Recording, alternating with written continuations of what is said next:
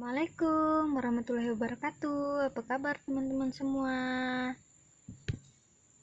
Perkenalkan, nama saya Salsia. Di sini saya akan menjelaskan atau mempresentasikan regresi berganda dengan variabel independen Dumai. Variabel Dumai adalah variabel yang digunakan untuk mengkuantitatifkan variabel yang bersifat kualitatif, misalnya jenis kelamin, ras, agama, perubahan kebijakan pemerintah, perbedaan situasi, dan lain-lain. Variabel Dumai juga bersifat kategorikal ya teman-teman. Ia juga diduga mempunyai pengaruh terhadap variabel yang bersifat konten. Variabel Dumai sering juga disebut variabel boneka. Variabel Dumai hanya mempunyai dua nilai, yaitu nilai 1 dan nilai 0, serta diberi simbol D ya teman-teman. Pemanfaatan regresi berganda dengan variabel Dumai.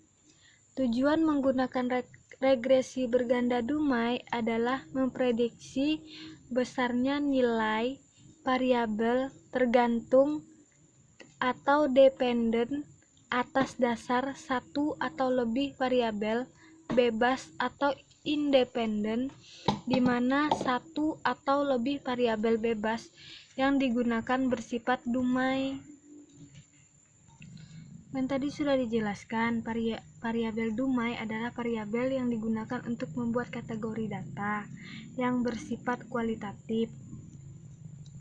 Data kualitatif tidak memiliki satu ukuran ya teman-teman. Agar data kualitatif dapat digunakan dalam analisis regresi, maka harus lebih dahulu ditransformasi ke dalam bentuk kuantitatif ya teman-teman. Jadi ini contohnya ya teman-teman, seperti pada studi kasus ini ya. Data di atas adalah data gaji pegawai sesuai dengan karakternya dengan keterangan sebagai berikut. Keterangan bidang: 1. Pemasaran, 2. Humas, 3. Akuntansi, 4. Kredit, 5. Personalia. Keterangan didik: 1 sama dengan D3, 2 sama dengan S1, 3 sama dengan S2 ya teman-teman. Langkah-langkah analisis regresi linier berganda dalam variabel Dumai dengan SPSS ada. Langkah pertama, membuka aplikasi SPSS dengan melakukan double klik pada ikon desktop. Setelah aplikasi SPSS terbuka dan siap digunakan, buat nama variabel bidang, didik, gaji, kerja, dan usia dengan melakukan klik pada button variabel Q dan masukkan kategori dalam bentuk kategori sesuai dengan studi kasus dengan melakukan klik pada holus. Seperti yang digambar ini ya teman-teman contohnya. Kemudian masukkan data sesuai studi kasus dengan melakukan klik pada button data view.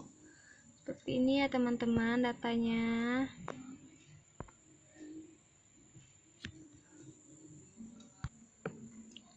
Selanjutnya dilakukan pengategorian dalam bentuk variabel Dumai 0 dan 1 pada variabel bidang dengan menjadikan bidang pemasaran sama dengan 1 sebagai referensi kategori. Klik menu transform recording into different variable, kemudian lakukan seperti di gambar di bawah ini ya teman-teman. Seperti ini ya gambarnya teman-teman.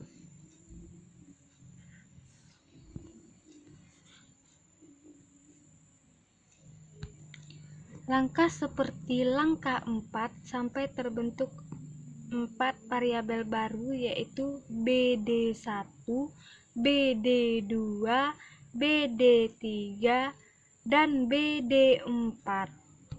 Selanjutnya, seperti langkah 5 tadi, pada langkah 4, lakukan hal yang sama untuk variabel didik pada variabel didik dengan menjadikan S3 sama dengan 3 sebagai reference kategori, klik menu, transform, recording, into, different variable, kemudian lakukan seperti gambar di bawah ya teman-teman.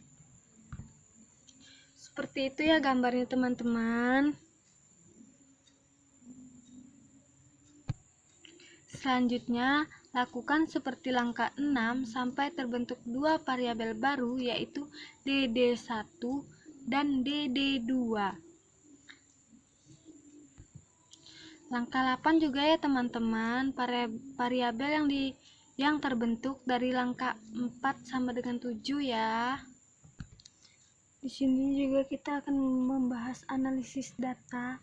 Dalam menganalisisnya, bisa menggunakan regresi berganda, multi regression, atau regresi berjenjang. Jika ingin memprediksi secara langsung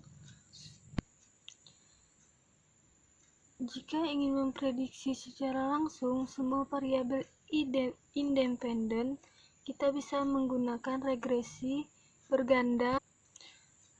Akan tetap, jika kita ingin melihat prediksi tiap variabel independen secara berurutan, kita akan menggunakan regresi berjenjang. Kali ini kita akan menggunakan regresi berganda. Dalam analisis regresi berganda dengan variabel dumai, tidak semua kategori dalam variabel dumai dilibatkan. Analisis regresi, jika jumlah kategori lebih dari 2, maka jumlah kategori yang kita libatkan adalah N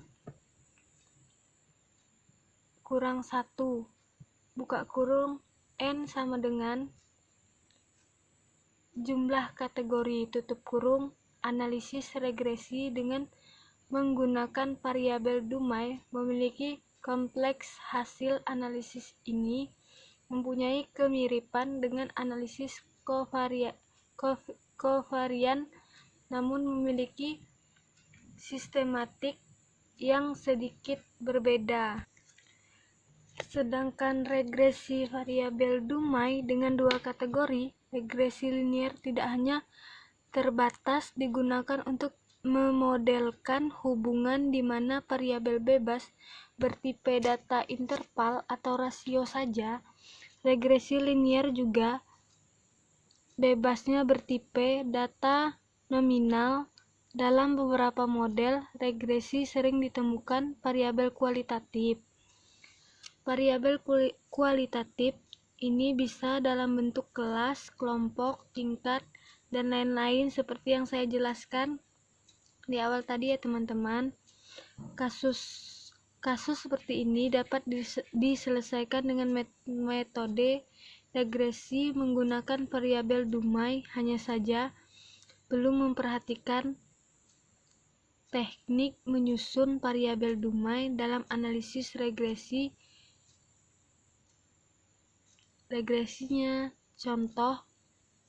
Contohnya seperti yang di atas tadi ya teman-teman.